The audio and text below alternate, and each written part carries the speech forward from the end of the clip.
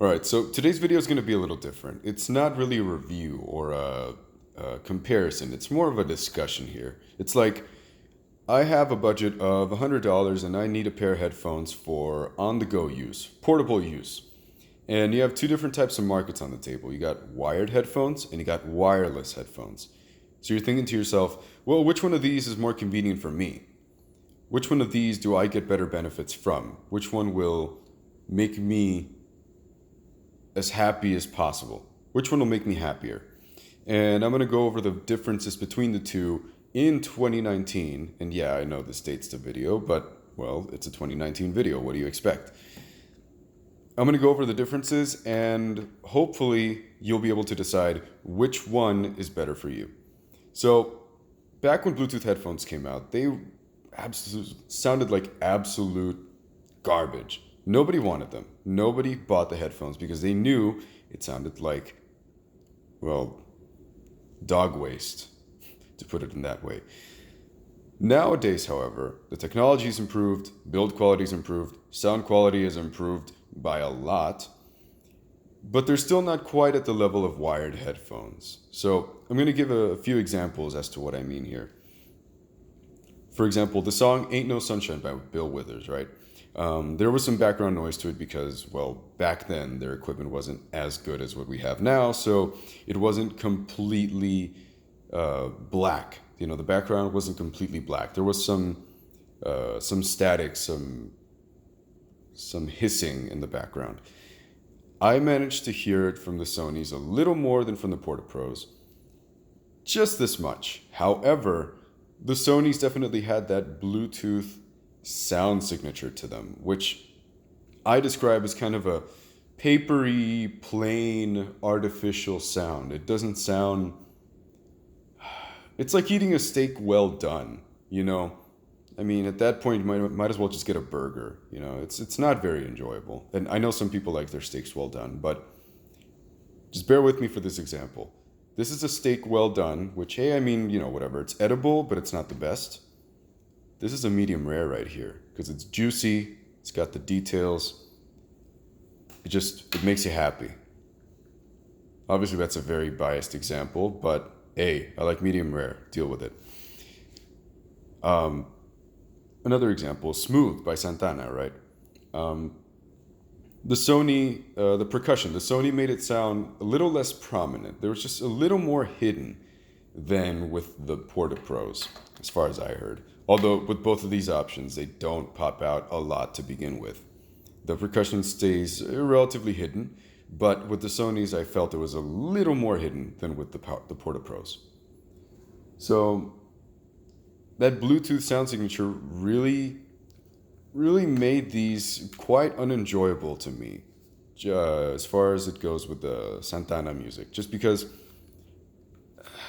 some of the most enjoyable aspects of his music are the fact that it almost sounds live because of how good the recording is and how well recorded it is. And with these, it just kind of ruins that. It sounds less natural, and it sounds like it's coming from a digital device that's meant to reproduce sound, as opposed to something a little more natural. So, lastly, Saturn's Bars by the Gorillaz. Same thing applies here, although there is more bass here on the low end here.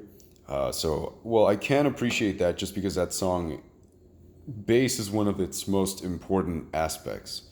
It's one of its most important features. So I can appreciate that. However, given the fact that it's a digital track. It's not an acoustic track for the most part. Although it did the Bluetooth sound signature did change the tonality.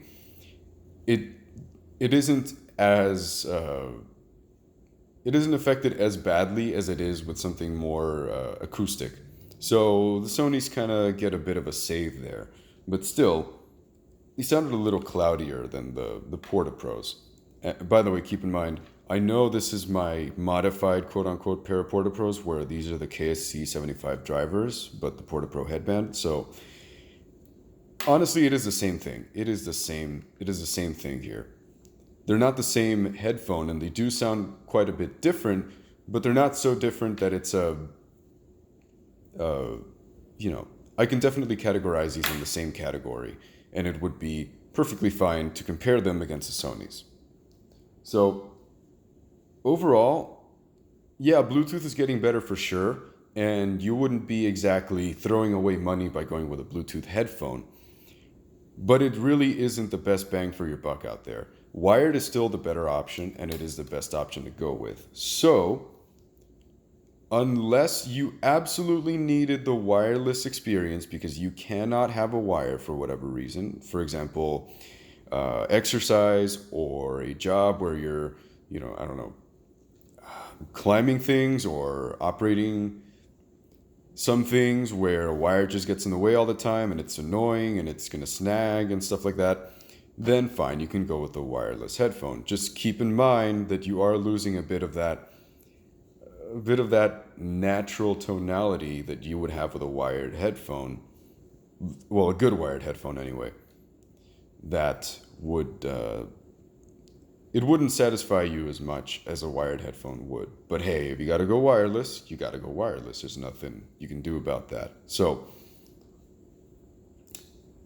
the argument here, okay, well, you can just get a Sony XM3s or Bose QC35s or those new Bose 700 headphones that have just been announced today.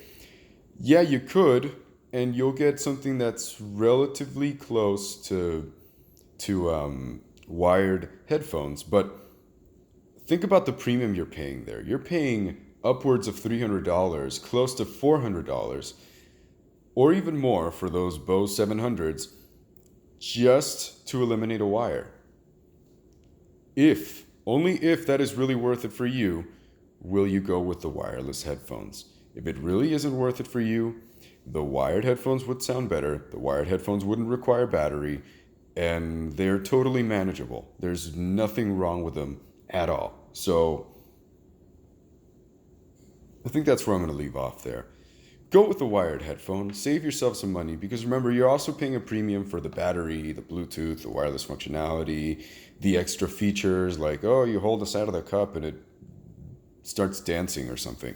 It's not necessary unless you really happen to take advantage of those features in your everyday life. Like if you're riding the subway and you use that feature to hear what's around you very often, that's fine. But if you're really just walking around school and not really talking to people or something, it's really not worth it. So that's where I'm going to leave off. Wired, the winner.